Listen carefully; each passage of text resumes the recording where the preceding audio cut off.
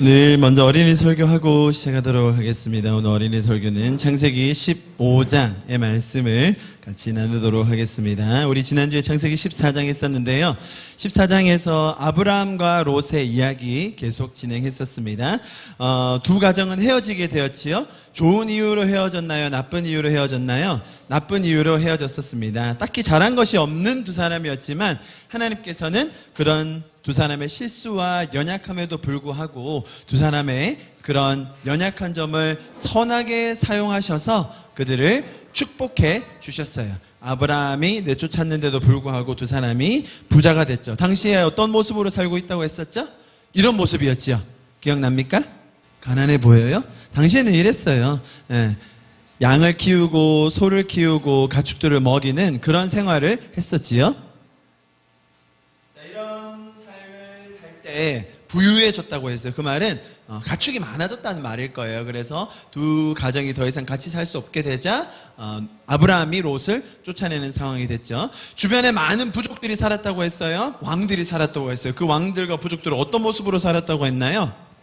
맞아요. 이런 전쟁하는 모습을 가졌었어요. 뺏고 빼앗기는 모습이었어요. 그죠?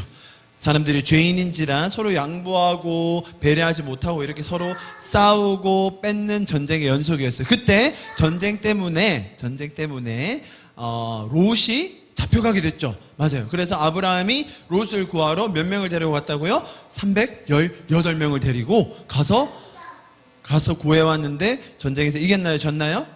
아브라함이 이겼어요. 그래서 롯과 그 가족과 재산을 다 찾아올 수 있었어요. 자, 그런데 전쟁에서 이겼음에도 불구하고 아브라함의 마음은 어땠다고요? 불안했어요. 자, 전쟁에서 빼앗은 물건의 이름을 제가 가르쳐 줬는데요. 기억나나요? 따라해보세요. 전리품. 맞아요. 전리품을 그 왕이 아브라함에게 줬는데 아브라함이 그걸 받았나요? 안 받았나요? 한사코 안 받겠다고 하는 거예요. 왜냐하면 그 전리품을 받았다가는 또 다른 전쟁에 휘말릴까봐 애써 받지 않으려고 한 거죠. 그만큼 아브라함은 불안했어요. 그 불안한 아브라함에게 하나님은 밖으로 데려나가셔서 밖에 별을 보게 해주세요. 별. 그러면서 저 별의 숫자만큼 많은 자손을 너에게 주겠다라고 약속해 주셨죠. 자, 여기까지 14장 내용이었는데요. 자, 오늘 15장에서는 아주 독특한 방식으로 하나님께서 약속을 해주세요. 어떤 방식일까요? 하나님께서 동물들을 가져오라고 하세요. 동물들. 제가 읽어볼게요. 들어보세요. 3년 된 암송아지 한 마리, 3년 된 암염소 한 마리, 3년 된 숫양 한 마리, 산불기둥이 한 마리, 집비둘기 한 마리씩을 가져오라고 했어요. 그래서 아브라함에게 어떻게 했냐면 그 동물들을 다 잡아서 반으로 쪼개서 잘 준비해 놓으라고 하셨어요. 자, 생각해 보세요. 아브라함이 산에서 동물들을 다 데려와가지고 잘 그 동물들을 잡아서 제사 드릴 수 있도록 준비를 해 놓은 거예요. 자, 그런데 아브라함은 밤이 돼가지고 너무 졸린 나머지, 준비를 하느라 피곤하고 졸린 나머지 꾸벅꾸벅 졸았어요. 그런데 밤이 깊어지고 어두워지니까 아브라함이 깨보니까 아무도 없고 어둡고 그래서 너무 무서운 거예요.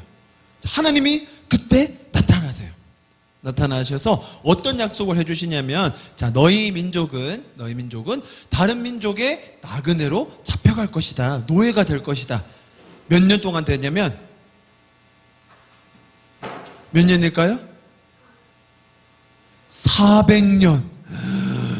400년 동안 노예로 잡혀있지만 걱정하지 마라. 너희가 다시 너희 고향 땅으로 돌아올 것이다 라고 약속해 주세요.